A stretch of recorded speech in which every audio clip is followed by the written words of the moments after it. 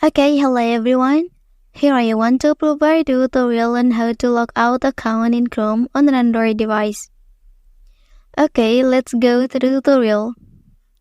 Well, first thing first, you can open Chrome browser on your device. After that, here you can click on three dots at the top right corner. Okay, and then please select Settings option.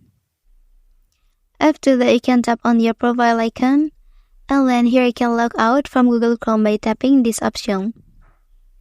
Okay, and then your account is successfully logged out.